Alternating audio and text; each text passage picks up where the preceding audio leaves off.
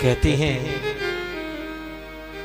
किशोर अनेक फिरे कन मांगत, थोड़ा ध्यान से सुनिएगा। किशोर अनेक फिरे कन मांगत, पर पद सूर सुस्वाद कहा। पुनिताल मजीरा बजाती फिरे, मीरा मतवारी सी चाह कहा। सिया राम कथा कितनों ने लिखी, सिया राम कथा कितनों ने लिखी। तुलसी जैसी मर्याद कहा, नरसिंह बसे प्रतिखंभन में, पर काढ़न को प्रहलाद कहा। नरसिंह बसे प्रतिखंभन में, पर काढ़न को प्रहलाद कहा। कहते हैं कि आज भी प्रत्येक खंबे में नरसिंह का वास है, लेकिन निकालने के लिए प्रहलाद की आवश्यकता तो पड़ती है ना जी। प्रहलाद हो तो प्रकट हो। अब आजकल प्रहलाद ही नहीं तो भगवान तो खंबे में बैठे ही हैं कि हम तो यही हैं। प्रेम से बोलो जय श्री कृष्ण। सज्जनों, कल युग में भी ऐसे ऐसे कई भक्त हुए। कल युग में भी ऐसे ऐसे हजारों भक्त हुए जिनके यहां भगवान ने न जाने क्या क्या क्या काम किया। नरसिंह जी की कथा पिछले साल आपने सुनी थी। भगवान उनके यहां सांवलिया सेठ बनकर भात भरने आ गए थे। कर्माबाई का आपने नाम सुना होगा, उसकी यहां खींचड़ा खाने आ गए थे। अरे त्रिलोचन जी महाराज की कथा कहते हैं भगवान कि परम भक्त नाभादास जी महाराज भक्तमाल में कहते हैं कि एक सेठ जी थे जिनका नाम था त्रिलोचन। क्या नाम था? ये त्रिलोचन जी महाराज नामदेव जी की शिष्य थे। एक दिन अपने गुरुजी के पास गए, गुरुजी से हाथ जोड़ के कहा, गुरुजी ऐसी कोई कृपा करो कि मैं घर भी नहीं छोड़ूं और भगवान के दर्शन भी कर लूं। मैं घर नहीं छोड़ूं, मेरा काम धंधा नहीं छोड़ूं और भगवान के दर्शन कर लूं। ऐसा कोई मंत्र बताइए। गुरुजी ने कहा, बेटा एक काम करो, तुम अपने घर में संत सेवा करो। क्या करो? जहां संतों की सेवा होती है वहां भगवान जरूर पधारते हैं। और ध्यान से सुनिएगा मेरी माताएं, जिस घर में संत सेवा होती है, जिन पर संतों की कृपा होती है, जिनके ऊपर संत कृपा है, उनके ऊपर भगवंत कृपा तो अपने आप ही हो जाती है। प्रेम से बोलो जय श्री कृष्ण।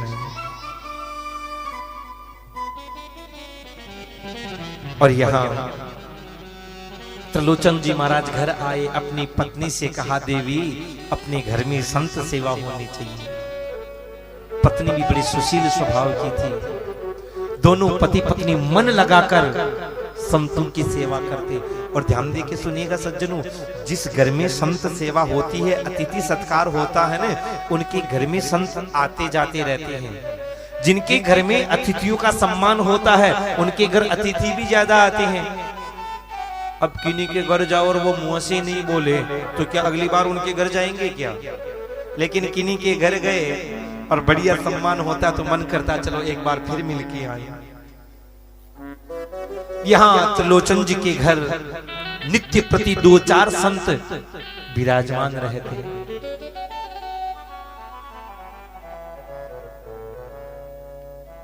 इधर धीरे धीरे समय बीत रहा है। सेठ सेठानी बूढ़े हो रहे हैं। सेठानी ने सेठ जी से कहा, जी सुनो, अब मैं धीरे धीरे बूढ़ी हो गई, अब मुझसे ज्यादा काम धाम नहीं होता है। आप एक काम करिए ना, एक नौकर रख लीजिए ना, ताकि संतों की सेवा करने में वो मेरा सहयोग कर देगा। सेठ जी ने मन में विचार किया, अरे संतों की सेवा और भगवान की सेवा भी अगर मैं नौकर से करवाऊंगा तो फिर क्या मतलब।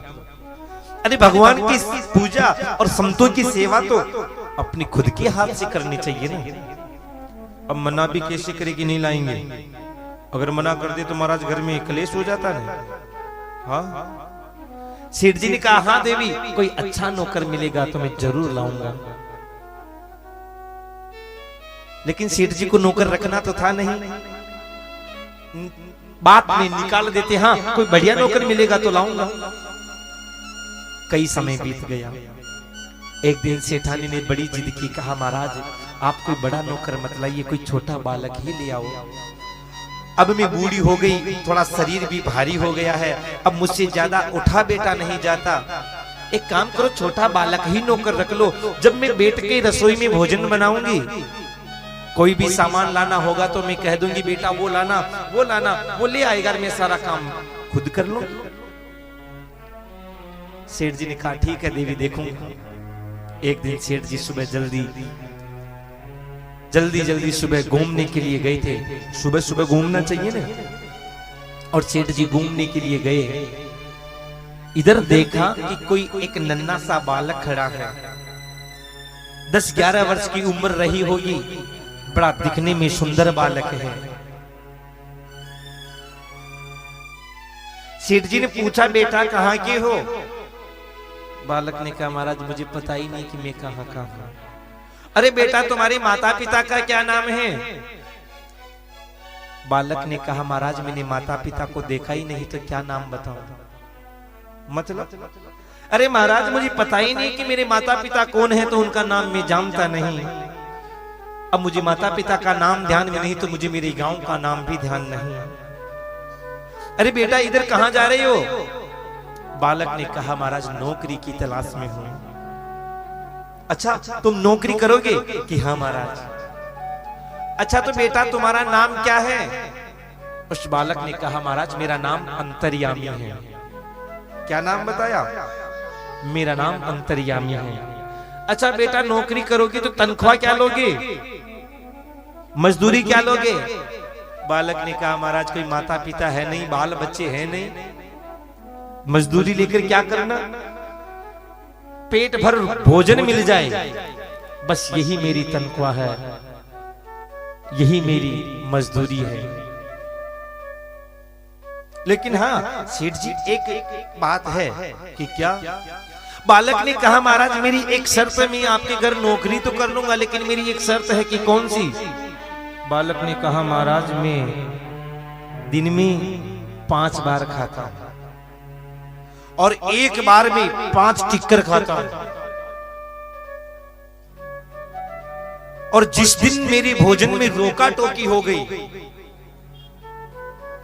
किसी ने भी मेरे भोजन में रोका टोकी कर दी ने, फिर उस दिन से मैं आपके घर नौकरी नहीं करूंगा।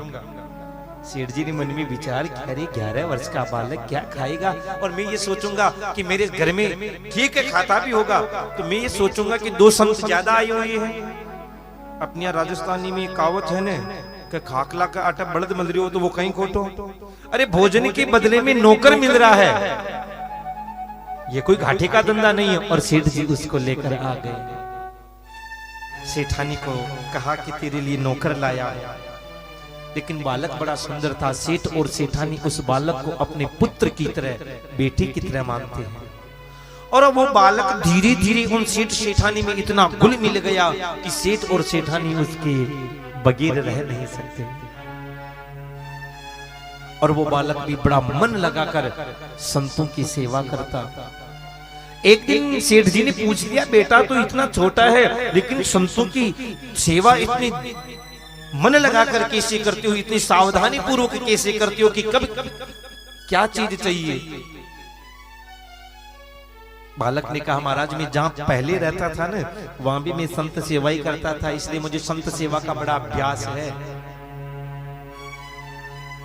इधर सेठ जी उस बालक को पुत्र की तरह मानते हैं। जब सेठ जी दिन में दुकान से आते, आकर आवाज लगाते रहे बेटा अंतर्यामी अंतर्यामी आता, सेठ जी साथ में बिठाकर भोजन करते। सेठ जी और बालक दोनों साथ भोजन करते और बालक और सेठ जी को भोजन करवा के फिर सेठानी भोजन करती। सज्जनों, ऐसे करते करते 13 महीने बीत गए। कितने महीने? 13 महीने बीत गए। बड़े प्रेम से अंतर्यामी सेवा कर रहा है। एक दिन संयोग से सेठ जी के घर में कोई संतों का आगमन नहीं हुआ, और जब संतों का आगमन नहीं हुआ, सेठानी को कुछ काम नहीं था। जब काम नहीं था तो अब मन कैसे लगे? आपको पता चलेगा 14 तारीख शाम को। अभी आपको पता नहीं चल रहा, अभी तो रोज संध्या की आरती होती है, रखता कि अरे कथा का टाइम होगा, जल्दी जल्दी चलो। लेकिन ये पता चलेगा कि 14 तारीख बाद अब कहां जाएं, मन ही नहीं लग रहा है। सेठानी 13 महीने से संतों की सेवा कर रही थी, कई वर्षों से कर रही थी। आज घर में संत नहीं तो मन नहीं लगा। सेठानी ने देखा कि चलो पड़ोस में जाकर सहेली से थोड़ी बातें कर लूं, क्योंकि पहले आजकल कितने टीवी वगैरह थोड़े थे जो टीवी देखने लग जाते। पड़ोस में चली गई, सहेली से बात करने लगी। आज आपको पता है, मैंने शायद एक बार पहले भी प्रसंगवश कहा था कि हमारी माताएं जो है बड़े ध्यान से कथा सुनती, और संख्या में इनसे आज तो 10 गुना नहीं, शायद 15 गुना ज्यादा है। हाँ, हमारी माताएं भाई लोगों से 15 गुना ज्यादा है। लेकिन बड़े प्रेम से कथा सुनती, बड़े ध्यान से सुनती। कब तक? जब तक पड़ोसिन को ये न पूछ ले कि तू कैसी है।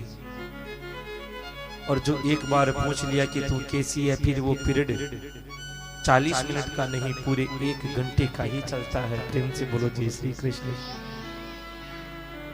मैं आपकी बात कतई नहीं कर रहा हूं। सेठानी गई पड़ोसिन के पास, पड़ोसिन ने देखा, कहा अरे बहन क्या बात है, आजकल तू इतनी दुबली कैसे हो गई? सेठानी ने कहा नहीं मैं तो जैसी हूं वैसी की वैसी हूं। अरे बहन बड़ी दुबली हो गई है, क्या तुझे कोई बीमारी है? सेठानी ने कहा नहीं तो कहा कि सेठ जी लड़ते हैं? कहा कि नहीं तो। अरे सेठ जी नहीं लड़ते, तुझे कोई बीमारी नहीं है, कोई व्याधि नहीं है, तो फिर इतनी दुबली कैसे हो रही है तू? सेठानी ने कहा बहन कोई समस्या तो ज्यादा नहीं है, लेकिन तुझे क्या बताऊं? नहीं बहन बता तो सही। नहीं रहने दे। अरे बहन मेरी तो इसी आदत ही नहीं है इधर की बात उधर करने की, और तू मुझे अपना नहीं मानती तो मत कह, और अगर अपना मानती है तो कह। मेरी तो आदत ही नहीं है तेरी बात सुन के दूसरों को कहने की। और महाराज भला हो भगवान का, सौगंध भी खाएगी तो किसके? मारा एक ही वीरा की सौगंध, वो तो कोई नहीं क्यों ही कौन है। लेकिन भला हो भगवान का, जो वो एक बीरा की सौगंध न जानी 1000 बार खा जाएगी, लेकिन भला भगवान भी लाज रखता कि उस भाई का कुछ बाल भी बाका नहीं होता। सेठानी ने कहा बहन ऐसी कोई बात नहीं, लेकिन मेरे घर में जो नौकर है ना बहन बड़ा काम करता है। एक अकेला बालक 4 लोगों का काम कर लेता है। 4 लोग जितना काम करे वो अकेला करता है।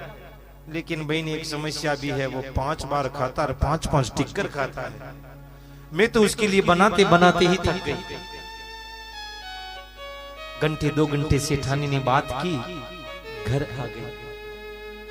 जैसे ही घर आई अपने काम में लग गई। शाम को सेठ जी आए, सेठ जी ने आकर आवाज लगाई, अरे बेटा अंतर्यामी आओ भोजन करें। लेकिन अंतर्यामी तो कहीं दिखा ही नहीं। सेठ जी ने सेठानी से पूछा, रे देवी बालक कहाँ गया? सेठानी ने कहा कि छोटा बच्चा है, यहीं कहीं खेल रहा होगा। सेठ जी ने घर के बाहर निकलकर आवाज लगाई, रे अंतर्यामी अरे बेटा आओ भोजन करें। लेकिन बालक कहीं नहीं दिखा। सज्जनों, सेठ जी की तो आदत हो गई थी ना बिना अंतर्यामी के भोजन कैसे करे। और सेठ जी महाराज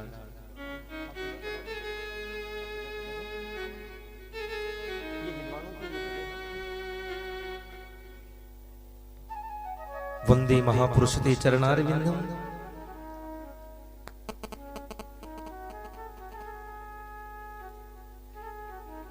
सेठ जी ने पूरे नगर में खोजा, लेकिन बालक कहीं नहीं मिला।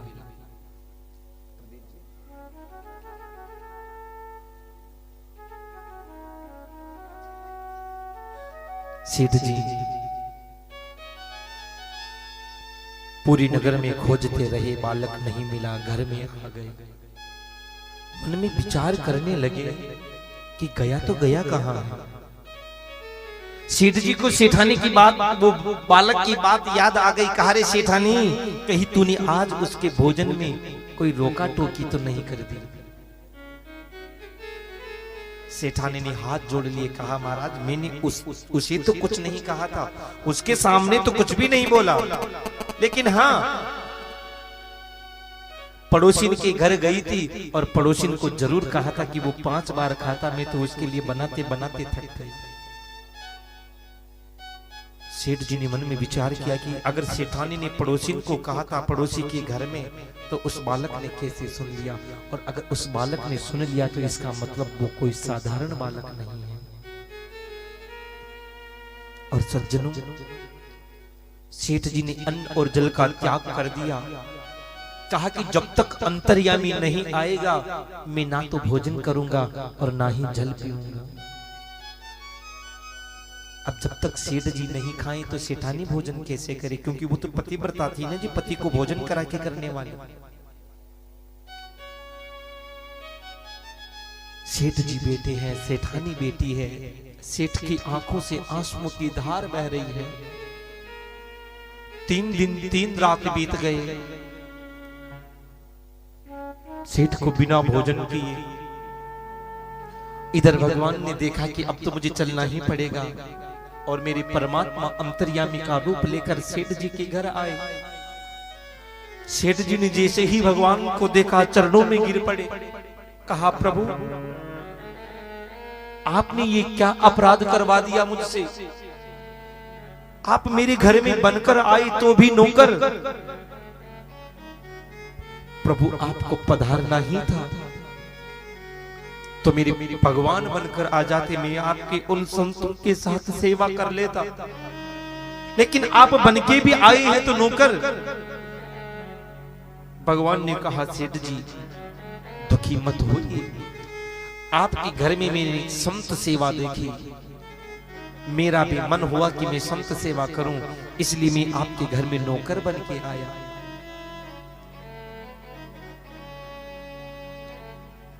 सेठ जी ने भगवान के चरण पकड़ के कहा प्रभु इन 13 महीनों में हमने आपको एक नौकर समझा, कई बार आपको डांट दिया, कई बार आपको भला बुरा कहा, प्रभु हमें क्षमा कर दीजिए। भगवान ने कहा नहीं, ये तो मेरा मन था, क्योंकि भक्तों के द्वारा मैं सदा स्तुति सुनता हूँ, भक्त मेरी स्तुति सदा करते हैं, लेकिन भक्तों के मुंह से गाली सुनना बहुत कम मिलता है। मेरा मन हुआ कि मैं आपके यहाँ आकर थोड़ी डांट भी तो सुन लूं। भक्त मुझे सदा प्रेम करते हैं, लेकिन कोई ऐसा भी तो भक्त हो जो मुझे डांटे, मुझे कोई फटकार लगाए, और इसलिए मैं यहाँ आकर आपके संतों की सेवा कर रहा हूँ। सज्जनों, भगवान को जो कोई कुछ भी बनाना चाहता है ना, भगवान उसके वो बनने के लिए तैयार है। उनको कोई बेटा बनाना चाहिए तो प्रभु बेटा बनने के लिए तैयार है, कोई नौकर बनाना चाहे तो नौकर बनने के लिए तैयार है, कोई पत्नी भी बनाना चाहे तो पत्नी बनने के लिए भी तैयार है। प्रेम से बोलो जय श्री कृष्ण। भगवान कहते हैं कि तोहे मोहे नाते अनेक मानिए जो भावे, तेरे और मेरे रिश्ते तो कई हैं, जो तुझे अच्छा लगे वो मान ले। सज्जनों, भगवान को बुलाने वाला चाहिए, जो बुलाता है उसके पास प्रभु चले आते हैं। कहते हैं ना कि भक्त मेरा जहां पांव धरे तह धरू में हाथ, पीछे पीछे में फिरूं कभी न छोड़ूं साथ।